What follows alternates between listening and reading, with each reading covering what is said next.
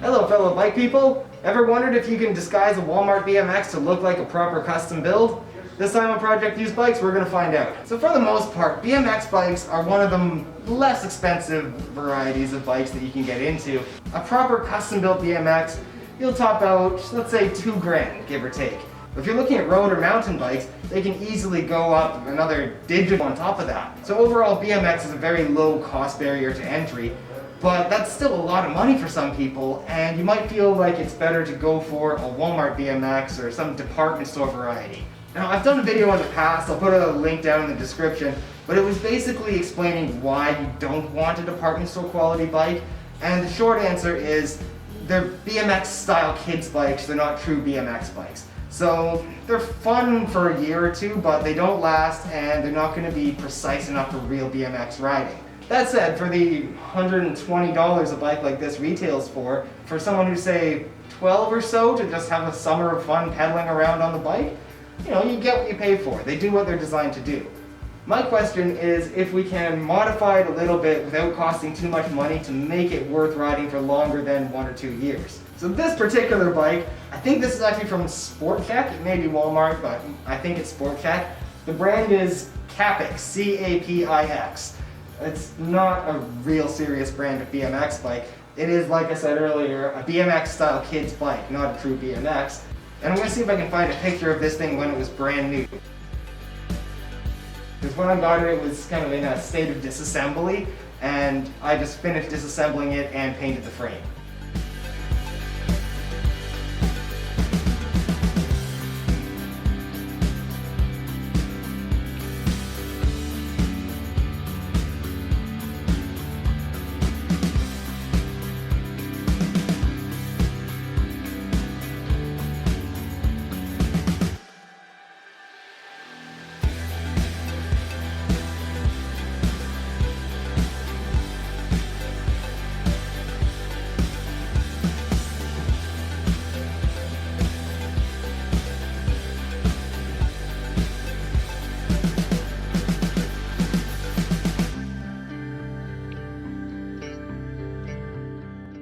Built up. It looks pretty good, doesn't it?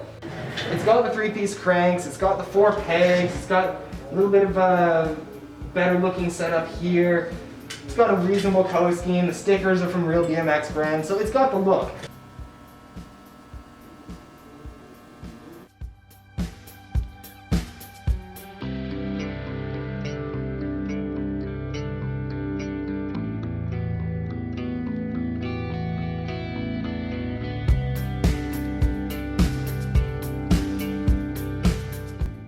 Look weird is if you squint your eyes a little bit or just force your vision to blur when you're looking at it and just look at the silhouette instead of the details. The silhouette seems very squashed, like the geometry is weird.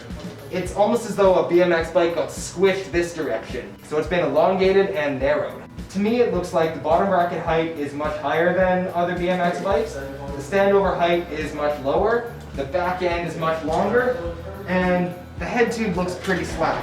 That means this bike's not going to be very responsive, but it will be fairly stable for day-to-day riding. Now in terms of parts, I didn't actually have to change very much on this bike. Of course I added 3-piece cranks because 1-piece cranks, you know, they're not strong enough. You go down a curb too hard and they'll bend. These 3-piece cranks, nice and solid, and I've adapted it to a sealed bearing system in here, so that's going to work nice. The back wheel, the dropouts here are the little skinny kind, so you can't use a proper BMX wheel in this. Well, you could, but it would have to have a female axle. Most basic hubs have male axles with like a 10mm diameter instead of the bigger 14mm that a lot of BMX bikes will use. So to get this running nicely, I had to install a wheel with a sealed bearing hub that still runs a freewheel instead of a cassette. That's why you see the gearing's a little bit bigger than on some other BMX bikes, but not quite as big as the old school dinner plates that people used to run in the 90s. Up front, I've basically left it as it was. I've added an extra dust cover here just to give a bit of a look to the headset, but that's not a functional part, and I flipped the stem over for a little height. For the most part, the bike is more original than it looks. It seems like a nice custom build. Again, I want to stress, this is intended for someone, say, 10 to 14 to have fun riding around for a summer or two. It's not intended to be a very long-term customizable bike, but For the amount of money I've put into it and what it is now, I think this is worth it. But we're not going to get a proper answer until we try and ride it. So, let's go see what happens.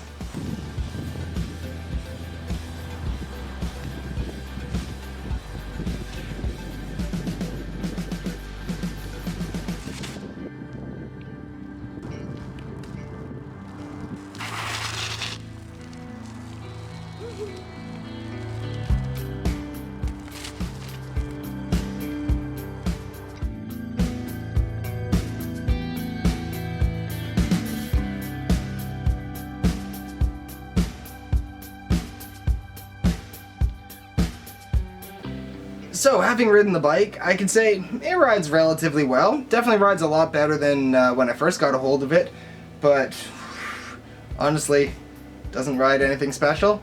I don't think it was worth all that effort. And one thing you might have noticed is I changed the sprocket on the bike.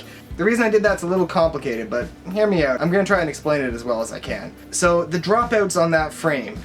Like I said earlier, there's really two sizes of dropouts. There's the bigger 14mm dropout size that most of the BMX bikes have, and then this one, which is sized for a 10mm axle, which is the older size that, you know, was used throughout the 80s and the 90s, but really went away throughout the late 90s and early 2000s when BMX bikes started getting really overbuilt and heavy duty. The problem with having to use a hub like that is most of the hubs that have that axle size are going to force you to use a bigger sprocket at the back, which in turn is going to make you use a bigger sprocket at the front to keep the gear ratio even. The sprocket I had on there, I was hoping it was going to ride okay. The gear ratio was a 30-13. I really hoped it was going to work, but it didn't. As it stands now, it's a 36-13, which is a much more reasonable ratio. The bike pedals much more as you would expect. In terms of looks, which was the whole point of this video, I gotta say, I don't think it's worth doing that kind of work to a bike like this. Obviously, you can. It's your bike. No one's stopping you. By all means, customize your bike. Customizing BMX bikes is half the fun of BMX bikes. The problem is that, as far as I can tell, just with the geometry of the bike, the parts that are compatible with it, at best you can make it look like an early 2000s custom bike. You can't make it look properly like a modern custom bike.